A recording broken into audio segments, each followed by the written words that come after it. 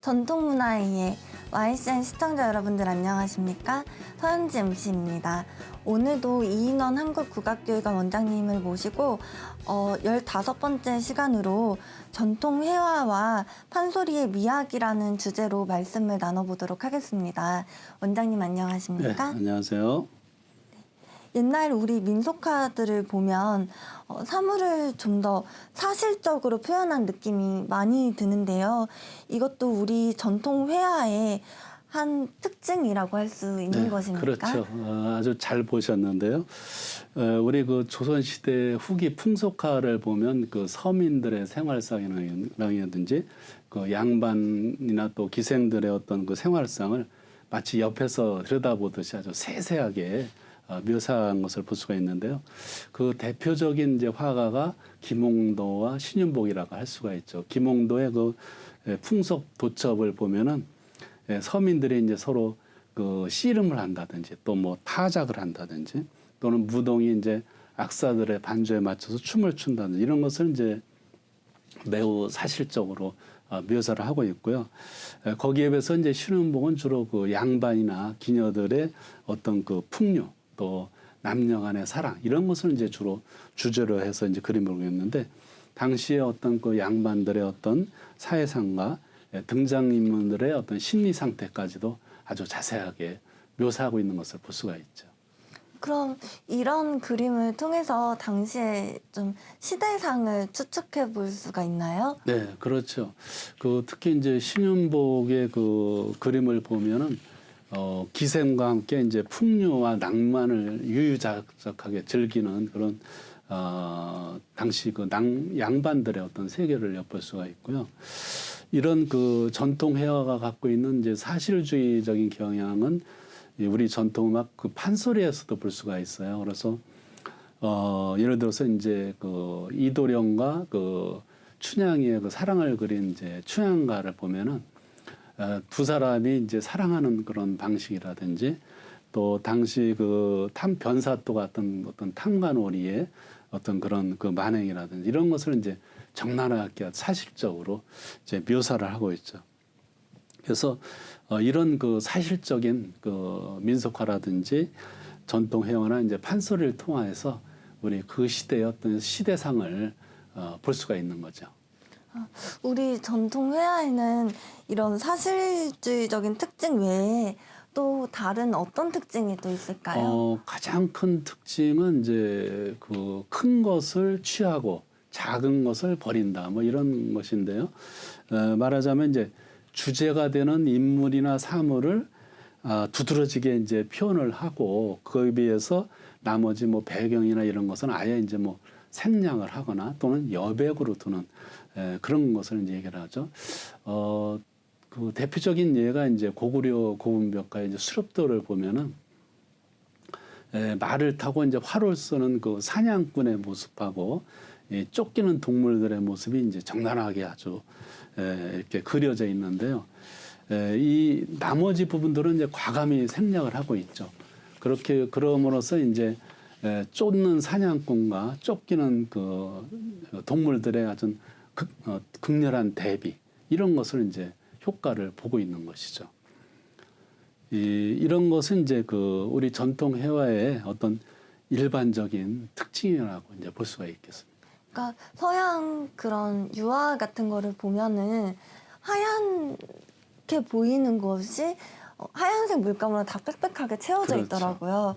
근데 우리나라 그런 그림은 전통 그림은 여백과 채워짐이 얼만큼 조화롭게 됐냐 그것도 실력이거든요. 중요하죠. 그래서 저도 이제 고등학교 때 그 저 서양화를 많이 그렸었는데 유화라고 그러죠. 유화에서 서양화를 많이 그렸는데 항상 화면을 캔버스를 다 채워 넣어야 되죠. 여백이 없이 다 채워 넣는데 이 전통 회화는 항상 여백을 둬서 마음의 여유와 어떤 그런 그 시원한 이런 것을 이제 주게 되는데 그 정선이 그린 이제 인왕제석도라고 있는데 그 비가 온 뒤에 어떤 인왕산의 모습을 그린 그림이거든요. 여기에 보면은 이 바위를 갖다가 이제 그 검은 먹으로다가 아주 그냥 이렇게 살아있듯이 바위를 갖다가 그리고 거기에 이제 그 바위에서 자라는 소나무들 그리고 한켠에 있는 정자 이런 그 중요한 것들을 갖다가 아주 핵심적으로 그리고 나머지는 그 어떤 안개라든가 여백으로 이렇게 처리한 거를 볼 수가 있거든. 이런 걸 보면은 이제 서양화와는 아주 다른 그런 측면이라고 볼 수가 있겠죠. 근데 이런 것을 이제 우리 그 전통 조각에서 또 볼 수가 있어요. 전통 조각에서도요, 원장님? 네. 우리가 이제 전통 조각의 이제 대표적인 것을 꼽으라 그러면은 이제 장승을 들 수가 있는데요. 장승을 보면은 눈과 코와 입만 그리죠. 그래서 그 세 가지를 아주 중점적으로 이렇게 저기 하고 나머지는 다 생략을 해버려요. 그래서 이런 거를 보면 이제 복잡하고 이 장식적인 것을 싫어하는 이제 한국인의 성격하고 이제 닮아 있다 이렇게 볼 수가 있겠고요. 그래서 이 세부적인 것을 생략을 함으로써 전체적으로 통일성을 이루고 이 강렬한 표현력을 구현하고 있다 이렇게 이제 우리가 볼 수가 있죠. 그래서 이 전통 회화에서는 이렇게 이제 표현의 자연스러움, 뭐 또 솔직함 뭐 이런 것들을 상당히 이제 중시를 하고 있어요. 그 다음에 이제 또 한 가지가 뭐냐면은 그 해학적인 코드를 많이 넣는데요.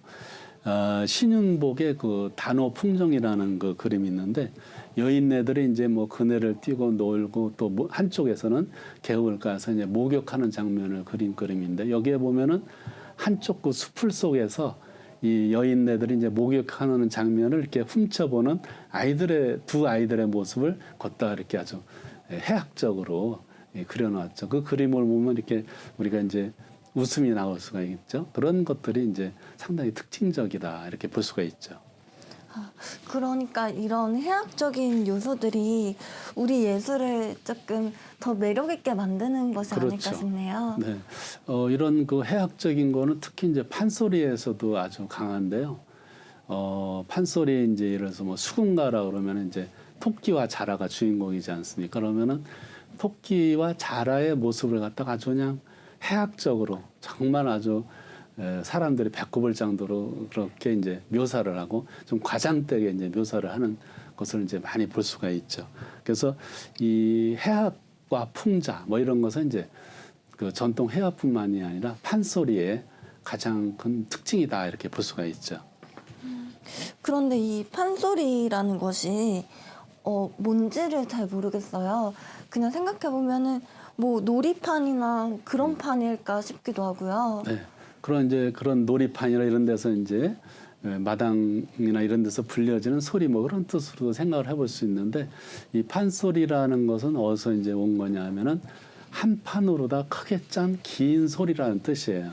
그래서 보통 이제 판소리를 한 번 완창하면 보통 뭐 서너 시간 또 긴 거는 뭐 7, 8시간씩 걸리거든요. 엄청 길다는 뜻이죠. 그래서 이 긴 그 소리에 비해서 짧은 소리를 이제 토막 소리라 그래요. 짧은 곡 하나하나 한 대목씩 한 대목씩 이제 토막 소리라 그러는데 이 판소리라는 거는 이 토막 소리가 여러 개가 모여서 하나의 긴 그 한마당을 이제 이루게 됐다고 이제 볼 수가 있는 것이죠.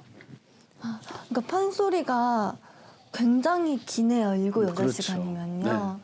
그러니까 이거를 이제 부르다 보면은 오랫동안 소리를 해야 되기 때문에 계속 소리를 할 수가 없겠죠. 그래서 여기에 이제 사이사이에다가 이제 뭐 발림도 넣고 이 몸짓을 하면서 이제 하는 그런 발림도 넣고 또 안일이도 넣죠. 이 안일이라는 것이 뭐냐면은 이제 이 어떤 상황이나 이런 것을 말로 다 설명하는 거예요. 예를 들면 뭐 옛날에 그 남산골에 흥부가 살았는데 뭐 찢어지게 가난하겠다 뭐 이런 식으로 다 이제 말을 갖다가 이렇게 지어서 어떤 상황을 갖다가 설명을 하는 것이죠. 그래서 또 판소리가 연극으로 보이기도 하는 건가 봐요. 그렇죠. 그래서 사실은 판소리는 하나의 연극이라고도 볼 수가 있어요. 그래서 이제 나중에 창극으로도 발전을 하겠지만은 그래서 이 안일이와 이제 재담 이것이 이제 상당히 중요한 요소인데 이 안일이와 재담을 잘하는 그 판소리꾼을 갖다가 이제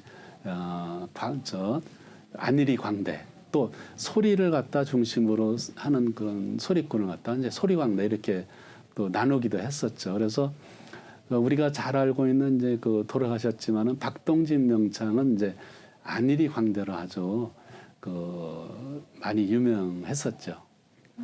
그러니까 안일이라는 것이 그 창을 하는 중간에 이렇게 설명을 하는. 그렇죠. 예. 뭐 누가 뭐 했는데 누가 뭐 한 것이었는데 약간 그렇죠. 그런 연극적인 네, 것이라는 맞습니다. 것이죠. 네.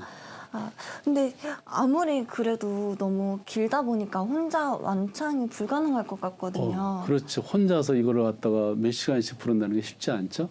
그래서 이것을 이제 뒷받침해 주는 사람이 이제 고수라고 북으로다가 이제 반주를 해주죠. 이 북반주를 하는 사람은 이제 고수라 그러는데 이 고수가 이제 장단만 맞추는 것이 아니고 중간중간 이제 추임새를 넣어요. 얼씨구, 저 잘한다, 뭐 이런 좋지 이런 추임새를 적절하게 넣음으로 인해서 이제 노래하는 사람이 그 기를 받아서 이제 노래를 좀 할 수가 있죠. 그렇지만은 아무리 이제 고수가 그렇게 옆에서 해준다 그래도 뭐 일곱이든지 오랫동안 하려면은 관객들이 필요한 것이죠. 관객들이 이제 추임새를 넣어서 그 관객들의 기가 노래하는 사람한테 전달이 되고 그 기를 받아서 이제 노래하는 사람이 더욱 멋있게 또 공연을 갖다가 이제 이렇게 할 수가 있는 거죠. 그래서 이 판소리는 노래하는 사람과 관객 또 고수가 삼위일체가 하나가 돼가지고 서로 기를 소통하는 그런 그 예술 장르라고 볼 수가 있겠죠. 정말 그 어우러져서 하나의 공연이겠어요. 네. 그래서 이제 이게 소통이 안 되는 관객들이 있죠. 그런 관객 앞에서 이제 공연을 하게 되면은 소리꾼들이 아주 힘들죠. 예를 들면은 뭐 군인들 앞에서 소리를 한다든지 판소리를 한다든지 또 이 판소리를 잘 모르는 초등학생 앞에서 이제 한다든지 하게 되면은 추임새가 전혀 나오질 않아요. 모르기 때문에. 그렇게 되면 아주 노래하기가 무지무지 힘들고 마치 이제 벽에다 소리하는 듯한 이런 그런 느낌이 들죠. 그래서 이런 사람들에게 이제 공연을 할 때는 공연 전에 추임새를 좀 가르쳐 줘야 돼요. 그래서 적당한 부분에서 이렇게 추임새를 넣도록 어느 부분에서 추임새를 넣는 것까지도 가르쳐서 이렇게 서로 소통하는 방법을 익혀서 좋은 공연이 이루어질 수 있도록 해야 되는 거죠.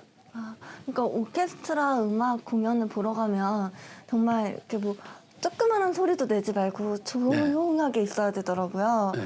근데 반대로 또 우리 민족의 정서여서 그런지 서양 가수가 우리나라에서 공연을 할 때도 너무 관객들이 호응이 좋은 거예요. 네. 더 떼창을 한다고 하죠. 네. 막 같이 노래를 부르고 같이 막 소리를 지르고 환호를 하고 같이 공연을 하는데 그것이 어떻게 보면 우리의 전통적인 그렇죠. 정서네요, 네. 선생님. 그래서 외국의 이제 유명한 팝 가수들이 일본 주로 이제 옛날에는 일본에 갔다가 한국에 2차로 들렸다가 이제 가죠. 그런데 일본에서 공연을 할 때는 일본 사람들은 이 절제의 미학으로 사는 사람들이라 조용히 감상만 해요. 그러니까 앞에서 이제 팝 가수가 노래를 열심히 하는데 반응이 없어요.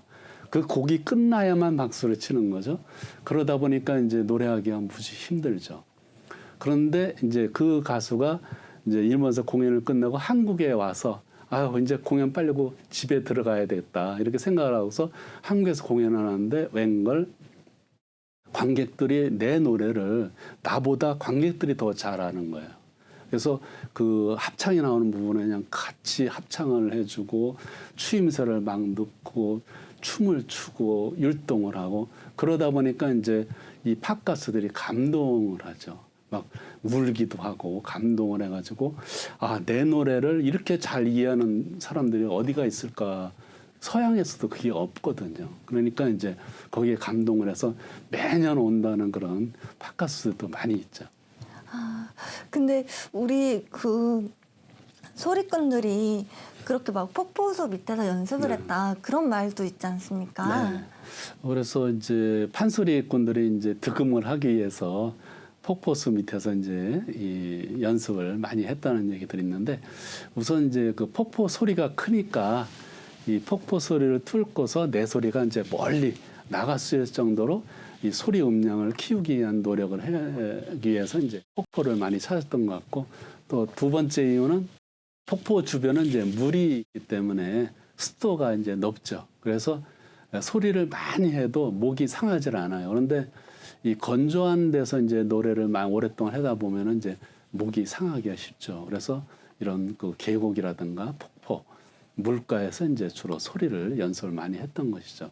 또 옛날에는 이제 이 소리 득음을 하기 위해서 또 토구를 파놓고 그 토굴 속에 들어가서 득음할 때까지 이렇게 연습을 했다는 그런 그 얘기들이 많이 전해드리고 있죠.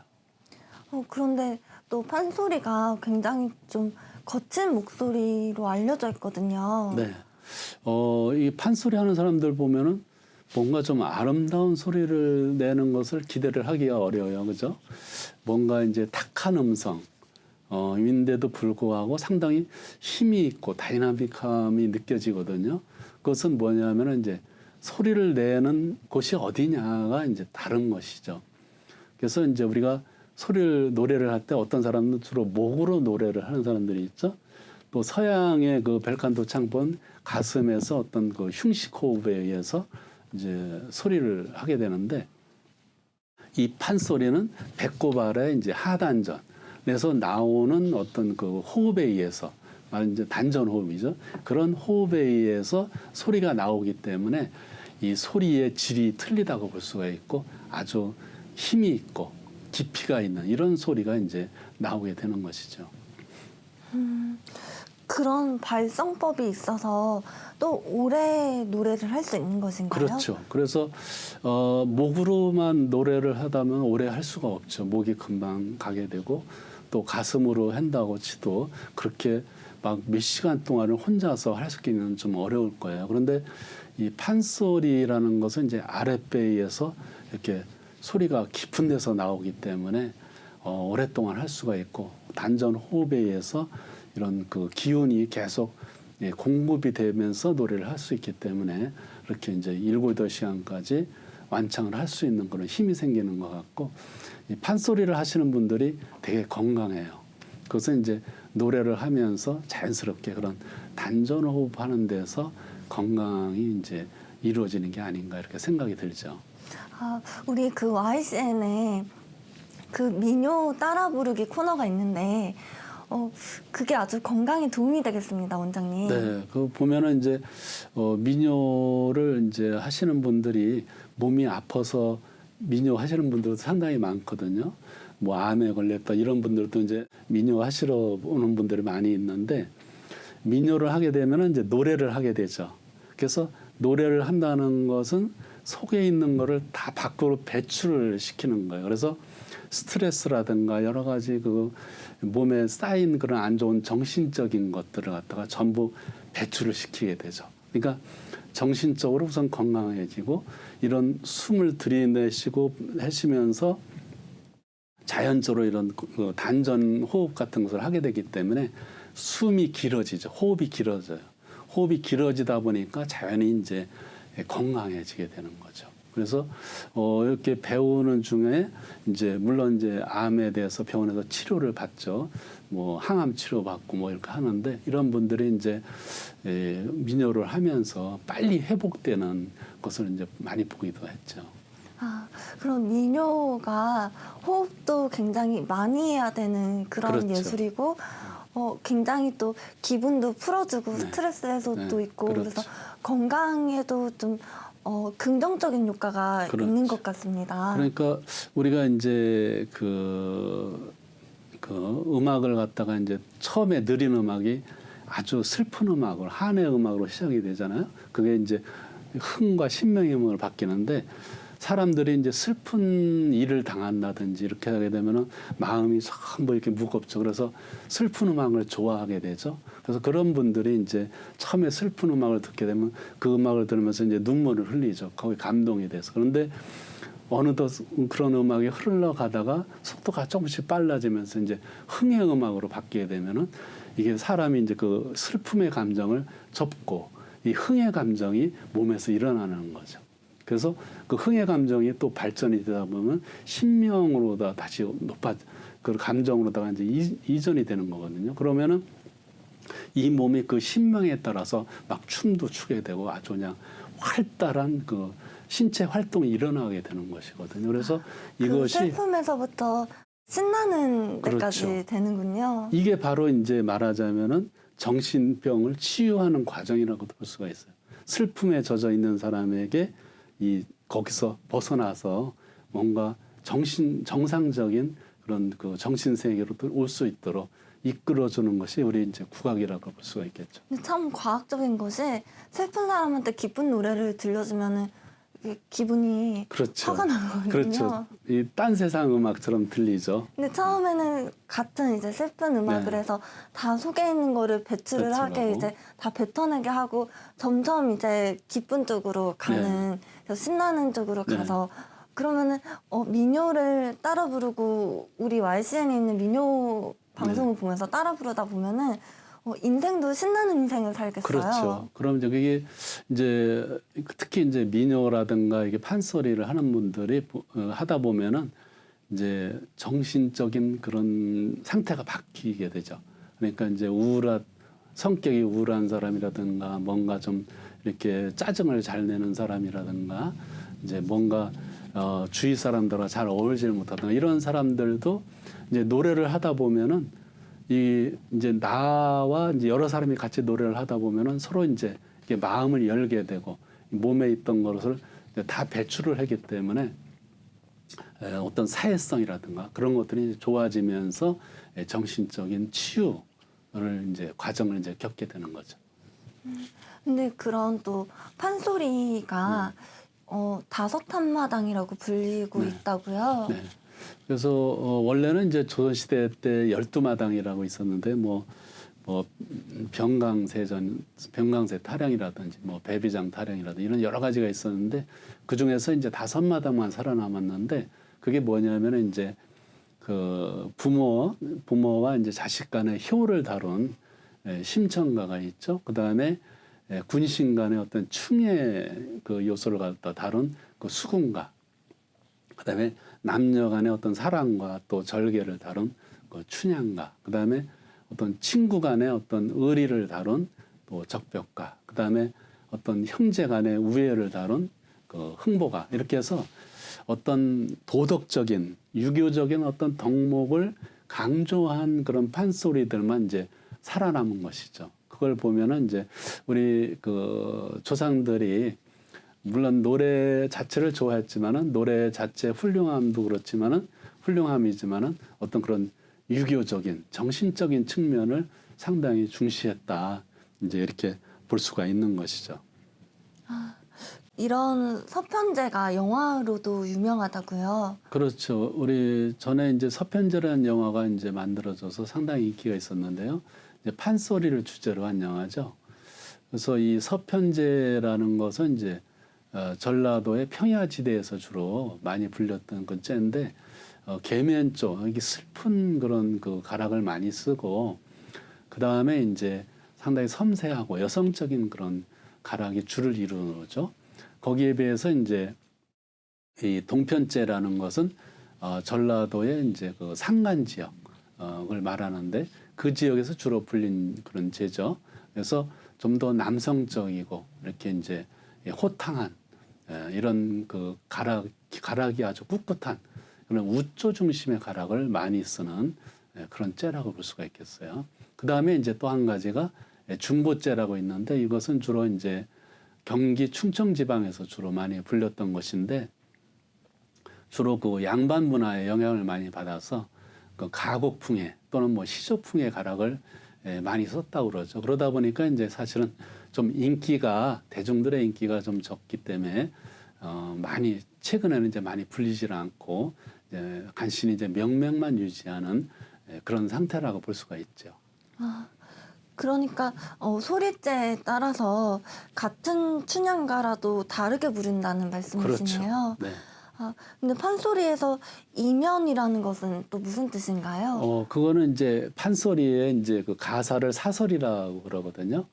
이 사설 속에 들어가 있는 사설의 그 내용이 무엇이냐, 또 그 사설 내용이 갖고 있는 철학적인 이 측면이 이제 뭐 어떤 것이냐, 그런 것을 이제 잘 따져서 거기에 맞게 이제 노래를 한다는 것을 이제 이면에 맞는다.